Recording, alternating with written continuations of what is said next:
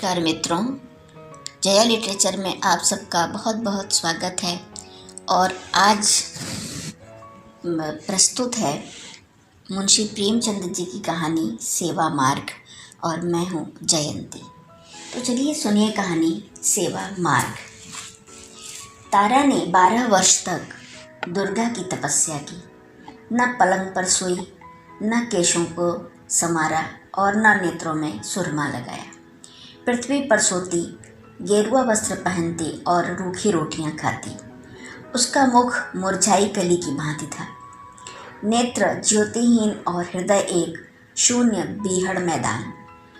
उसे केवल यही लौ लगी थी कि दुर्गा के दर्शन पाऊं। शरीर मोमबत्ती की तरह घुलता था, पर यह लौ दिल से न जाती थी। यही उसकी इच्छा थी, यही उसका जीवनोद्देश्य। घर के लोग उसे पागल कहते। माता समझाती, बेटी तुझे क्या हो गया है? क्या तू सारा जीवन रो रो कर काटेगी? इस समय के देवता पत्थर के होते हैं। पत्थर को भी कभी किसी ने पिघलते देखा है? देख रही, सखियां पुष्प की भांति विकसित हो रही हैं, नदी की तरह बह रही हैं, नदी की तरह बढ़ रही हैं। क्या तुझे मुझ पर दया नहीं आती? तारा कहती, माता अब तो जो लगन लगी वह लगी। या तो देवी के दर्शन पाऊंगी या यही इच्छा लिए हुए संसार से पलायन कर जाऊंगी। तुम समझ लो मैं मर गई। इस प्रकार पूरे 12 वर्ष व्यतीत हो गए और तब देवी प्रसन्न हुई। रात्रि का समय था, चारों ओर सन्नाटा छाया हुआ था। मंदिर में एक धुंधला सा घी का दीपक जल रहा था। तारा दुर्गा के पैरों पर माथा नवाए सच्ची भक्ति का परिचय दे रही थी। यकायक उस पाषाण मूर्ति देवी के तन में स्फूर्ति प्रकट हुई। तारा के रोंगटे खड़े हो गए। यह धुंधला दीपक दे दीप्यमान हो गया। मंदिर में चित्ताकर्षक सुगंध फैल गई और वायु में सजीवता प्रतीत होने लगी। देवी का उज्ज्वल रूप पूर्ण चंद्रमा की भांति चमकने लगा। ज्योतिहीन नेत्र जगमगा उठे, होंठ खुल गए। आवाज आई, तारा मैं तुमसे प्रसन्न हूँ, मांग, क्या वर मांगती है? तारा खड़ी हो गई। उसका शरीर इस भांति कांप रहा था जैसे प्रातःकाल के समय कंपित स्वर में किसी कृषक के गाने की ध्वनि। उसे मालूम हो रहा था मानो वह वायु में उड़ी जा रही है। उसे अपने हृदय में उच्च विचारपूर्ण प्रकाश का आभास हो रहा था। उसने दोनों हाथ जोड़कर भक्ति भाव से कहा, भगवती तुमने मेरी 12 वर्ष की तपस्या पूरी की। किस मुख से तुम्हारा गुणानुवाद गाऊं? मुझे संसार की वे अलभ्य वस्तुएं प्रदान हों जो इच्छाओं की सीमा और मेरी अभिलाषाओं का अंत हो। मैं वह ऐश्वर्य चाहती हूँ जो सूर्य को भी मात दे। देवी ने मुस्कुरा कर कहा, स्वीकृत है। तारा, वह धन जो काल चक्र को भी लज्जित करे। देवी ने मुस्कुरा कर कहा, स्वीकृत है। तारा, वह सौंदर्य जो अद्वितीय हो। देवी ने मुस्कुरा कर कहा, यह भी स्वीकृत है। तारा कुंवरी ने शेष रात्रि जाग कर व्यतीत की। प्रभात काल के समय उसकी आंखें क्षण भर के लिए झपक गईं। जागी तो देखा कि मैं सिर से पांव तक हीरे व जवाहरात से लदी हूँ।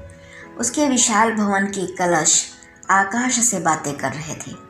सारा भवन संगमरमर से बना हुआ, अमूल्य पत्थरों से जड़ा हुआ।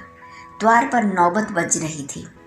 उसके आनंददायक सुहावने शब्द आकाश में गूंज रहे थे। द्वार पर मीलों तक हरियाली छाई थी। दासियां स्वर्णाभूषणों से लदी हुई, सुनहरे कपड़े पहने हुए चारों ओर दौड़ती थी। तारा को देखते ही वे स्वर्ण के लोटे और कटोरे लेकर दौड़ी। तारा ने देखा मेरा पलंग हाथी दांत का है। भूमि पर बड़े कोमल बिछौने बिछे हुए हैं। सिरहाने की ओर एक बड़ा सुंदर ऊंचा शीशा रखा हुआ है। तारा ने उसमें अपना रूप देखा, चकित रह गई। उसका सुंदर रूप चंद्रमा को भी लज्जित करता था। दीवार पर अनेकानेक सुप्रसिद्ध चित्रकारों के मनमोहक चित्र टंगे थे, पर ये सब के सब तारा की सुंदरता के आगे तुच्छ थे। तारा को अपनी सुंदरता पर गर्व हुआ।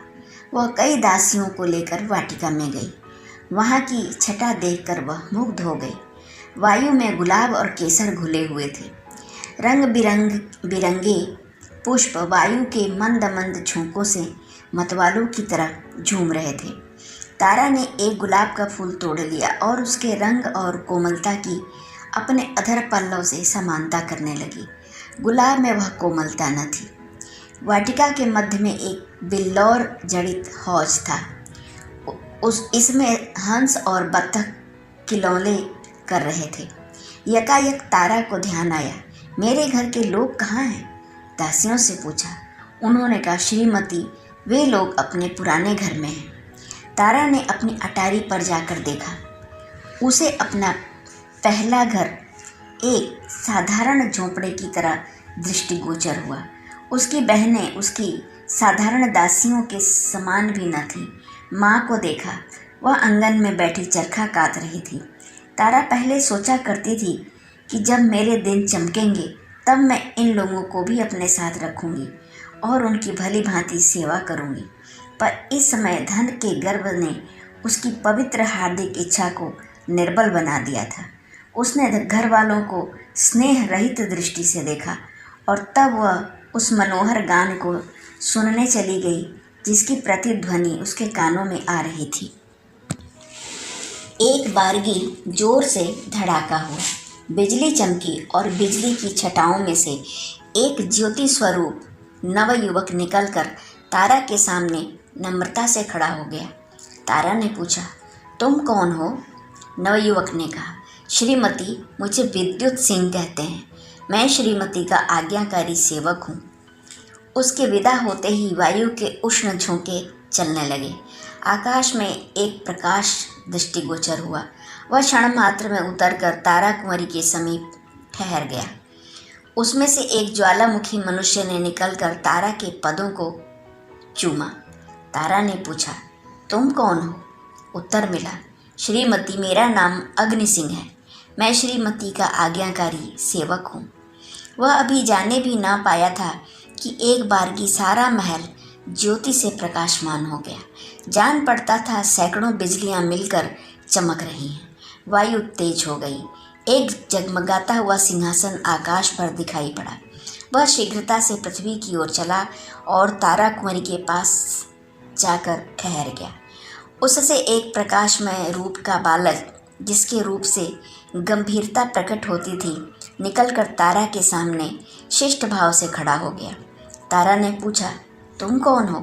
बालक ने उत्तर दिया, श्रीमती, मुझे मिस्टर रेडियम कहते हैं। मैं श्रीमती का आज्ञा पालक हूँ। धनी लोग तारा के भय से थर्राने लगे। उसके आश्चर्यजनक सौंदर्य ने संसार को चकित कर दिया। बड़े बड़े महीपति उसकी चौखट पर माथा रगड़ने लगे। जिसकी ओर उसकी कृपा दृष्टि हो जाती वह अपना अहोभाग्य समझता, सदैव के लिए उसका बेदाम का गुलाम बन जाता। एक दिन तारा अपनी आनंद वाटिका में टहल रही थी। अचानक किसी के गाने का मनोहर शब्द सुनाई दिया। तारा विक्षिप्त हो गई। उसके दरबार में संसार के अच्छे अच्छे गवैये मौजूद थे, पर वह चित्ताकर्षकता जो इन सुरों में थी कभी अवगत न हुई थी। तारा ने गायक को बुला भेजा। एक क्षण के अनंतर वाटिका में एक साधु आया। सिर पर जटाएं, शरीर में भस्म रमाए। उसके पास एक टूटी हुई बीन थी। उसी से वह प्रभावशाली स्वर निकलता जो हृदय के अनुरक्त स्वरों से कहीं प्रिय था। साधु आकर हौज के किनारे बैठ गया। उसने तारा के सामने शिष्ट भाव नहीं दिखाया, आश्चर्य से इधर उधर दृष्टि नहीं डाली। उस रमणीय स्थान पर वह अपना सुर अलापने लगा। तारा का चित्त विचलित हो उठा। दिल में अपार अनुराग का संचार हुआ। मदमत्त होकर टहलने लगी। साधु के सुमनोहर मधुर आलाप से पक्षी मग्न हो गए। पानी में लहरें उठने लगी, वृक्ष झूमने लगे। तारा ने उन चित्ताकर्षक सुरों में एक चित्र खींचते हुए देखा। धीरे धीरे चित्र प्रकट होने लगा। उसमें स्फूर्ति आई और तब वह खड़ी होकर नृत्य करने लगी। तारा चौंक पड़ी। उसने देखा कि यह मेरा ही चित्र है। नहीं, मैं ही हूँ। मैं ही बीन की तान पर नृत्य कर रही हूँ। उसे आश्चर्य हुआ कि मैं संसार की अलभ्य वस्तुओं की रानी हूँ अथवा एक स्वर चित्र। वह सिर धुनने लगी और मतवाली होकर साधु के पैरों से जा लगी। उसकी दृष्टि में एक आश्चर्यजनक परिवर्तन हो गया। सामने के फले फूले वृक्ष, तरंगे मारता हुआ हौज और मनोहर कुंज सब लोप हो गए। केवल वही साधु बैठा बीन बजा रहा था और वह स्वयं उसकी तालों पर थिरक रही थी। वह साधु अब प्रकाशमय तारा और अलौकिक सौंदर्य की मूर्ति बन गया था। जब मधुर आलाप बंद हुआ तब तारा होश में आई।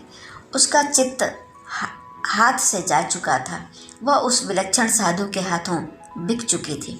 तारा बोली, स्वामी जी, यह महल, यह सुख और सौंदर्य सब आपके चरण कमल पर निछावर हैं।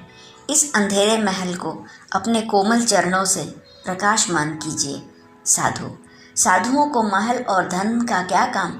मैं इस घर में नहीं ठहर सकता। तारा, संसार के सारे सुख आपके लिए उपस्थित हैं।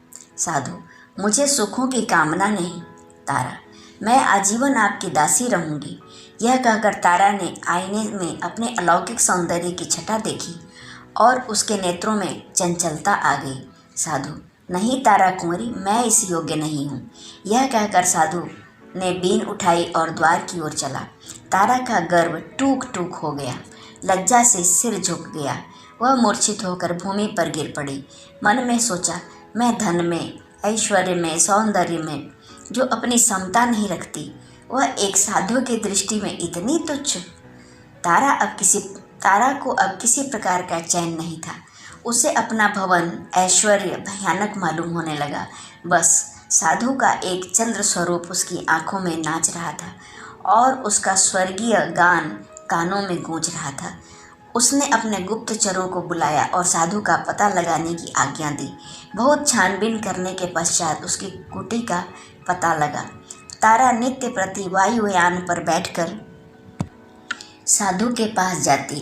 कभी उस पर लाल जवाहर लुटाती, कभी रत्न और आभूषण की छटा दिखाती, पर साधु इससे तनिक भी विचलित न हुआ। तारा के माया जाल का उस पर कुछ भी असर न हुआ। तब तारा कुंवरी फिर दुर्गा के मंदिर में गई और देवी के चरणों पर सिर रखकर बोली, माता, तुमने मुझे संसार के सारे दुर्लभ पदार्थ प्रदान किए। मैंने समझा था कि ऐश्वर्य में संसार को दास बना लेने की शक्ति है, पर मुझे अब ज्ञान हुआ कि प्रेम पर ऐश्वर्य, सौंदर्य और वैभव का कुछ भी अधिकार नहीं। अब एक बार मुझ पर फिर वही कृपा दृष्टि हो। कुछ ऐसा कीजिए कि जिस निष्ठुर के प्रेम में मैं मरी जा रही हूँ, उसे भी मुझे देखे बिना चैन न आवे। उसकी आंखों में भी नींद हराम हो जाए, वह भी मेरे प्रेम मद में चूर हो जाए। देवी के होंठ खुले, वह मुस्कुराई।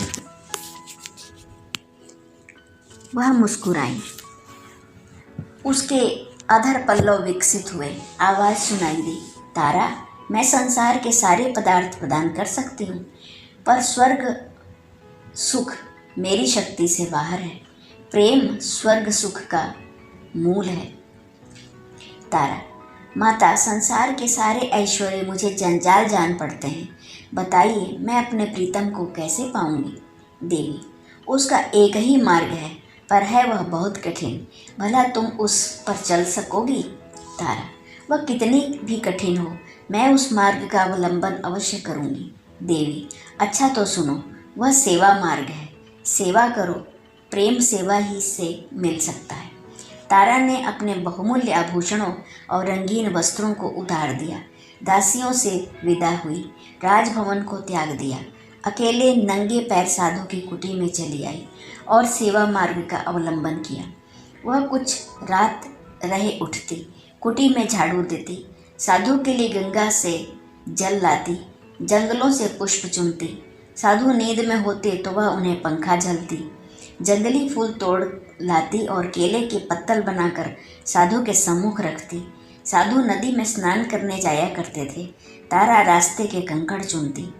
उसने कुटी के चारों ओर पुष्प लगाए, गंगा से पानी लाकर सींचती, उन्हें हरा भरा देखकर प्रसन्न होती। उसने मदार की रुई बटोरी, साधु के लिए नर्म गद्दे तैयार किए, अब और कोई कामना न थी। सेवा स्वयं अपना पुरस्कार और फल थी। तारा को कई कई दिन उपवास करना पड़ता। हाथों में गड्ढे पड़ गए, पैर कांटों से छलनी हो गए, धूप से कोमल गात मुरझा गया, पर उसके हृदय में अब स्वार्थ और गर्व का शासन न था। वहाँ अब प्रेम का राज्य था। वहाँ अब उसे सेवा की लगन थी, जिससे कलुषता की जगह आनंद का स्रोत बहता है और कांटे पुष्प बन जाते हैं। जहाँ अश्रुधारा की जगह नेत्रों से अमृत जल की वर्षा होती है और दुख विलाप की जगह आनंद के राग निकलते हैं। जहाँ पत्थर रुई से ज़्यादा कोमल है और शीतल वायु से भी मनोहर। तारा भूल गई कि मैं सौंदर्य में अद्वितीय हूँ। धन विलासिनी तारा अब केवल प्रेम की दासी थी। साधु को वन के खगों और मृगों से प्रेम था। वे कुटी के पास एकत्रित हो जाते। तारा उन्हें पानी पिलाती, दाने चुगाती, गोद में लेकर उनका दुलार करती। विषधर सांप और भयानक जंतु उसके प्रेम के प्रभाव से उसके सेवक हो गए। बहुधा रोगी मनुष्य साधु के पास आशीर्वाद लेने आते थे। तारा रोगियों की सेवा शुश्रूषा करती, जंगल से जड़ी बूटियाँ ढूंढ लाती, उनके लिए औषधि बनाती, उनके घाव धोती, घावों पर मरहम रखती, रात भर बैठी उन्हें पंखा चलती। साधु के आशीर्वाद को उसकी सेवा प्रभाव युक्त बना देती थी। इस प्रकार कितने ही वर्ष बीत गए। गर्मी के दिन थे। पृथ्वी तवे की तरह जल रही थी। हरे हरे वृक्ष सूख जाते थे। गंगा गर्मी से सिमट गई थी। तारा को पानी लाने के लिए बहुत दूर रेत में चलना पड़ता। उसका कोमल अंग चूर चूर हो जाता। जलती हुई रेत में तलवे भुन जाते। इसी दशा में एक दिन वह हताश होकर एक वृक्ष के नीचे क्षण भर दम लेने के लिए बैठ गई। उसके नेत्र बंद हो गए। उसने देखा, देवी मेरे सम्मुख खड़ी कृपा दृष्टि से मुझे देख रही है। तारा ने दौड़कर उनके पदों को चूमा। देवी ने पूछा, तारा तेरी अभिलाषा पूरी हुई? तारा, हाँ माता, मेरी अभिलाषा पूरी हुई। देवी, तुझे प्रेम मिल गया? तारा, नहीं माता, मुझे उससे भी उत्तम पदार्थ मिल गया। मुझे प्रेम के हीरे के बदले सेवा का पारस मिल गया।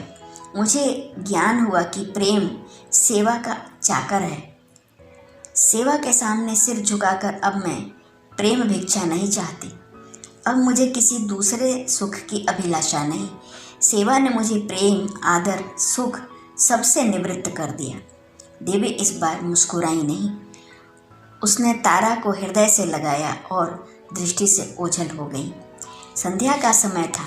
आकाश में तारे ऐसे चमकते थे जैसे कमल पर पानी की बूंदें। वायु में चित्ताकर्षक शीतलता आ गई थी। तारा एक वृक्ष के नीचे खड़ी चिड़ियों को दाना चुगा रही थी। यकायक साधु ने आकर उसके चरणों पर सिर झुकाया और बोला, तारा, तुमने मुझे जीत लिया। तुम्हारा ऐश्वर्य, धन और सौंदर्य जो कुछ न कर सका वह तुम्हारी सेवा ने कर दिखाया। तुमने मुझे अपने प्रेम में आसक्त कर लिया। अब मैं तुम्हारा दास हूँ। बोलो, तुम मुझसे क्या चाहती हो? तुम्हारे संकेत पर अब मैं अपना योग और वैराग्य सब कुछ निछावर कर देने के लिए प्रस्तुत हूँ। तारा, स्वामी जी, मुझे अब कोई इच्छा नहीं। मैं केवल सेवा की आज्ञा चाहती हूँ। साधु, मैं दिखा दूंगा कि योग साध कर भी मनुष्य का हृदय निर्जीव नहीं होता। मैं भंवरे के सदृश तुम्हारे सौंदर्य पर मंडराऊंगा। पपीहे की तरह तुम्हारे प्रेम की रट लगाऊंगा। हम दोनों प्रेम की नौका पर ऐश्वर्य और वैभव नदी की सैर करेंगे। प्रेम कुंजों में बैठकर प्रेम चर्चा करेंगे और आनंद के मनोहर राग गाएंगे। तारा ने कहा, स्वामी जी, सेवा मार्ग पर चलकर मैं अब अभिलाषाओं से पूर्ण हो गई हूँ। अब हृदय में और कोई इच्छा शेष नहीं। साधु ने इन शब्दों को सुना, तारा के चरणों पर माथा नवाया और गंगा की ओर चल दिया। धन्यवाद। अभी आप सुन रहे थे कहानी सेवा मार्ग। बहुत बहुत धन्यवाद। पूरी कहानी सुनने के लिए आपका बहुत बहुत धन्यवाद।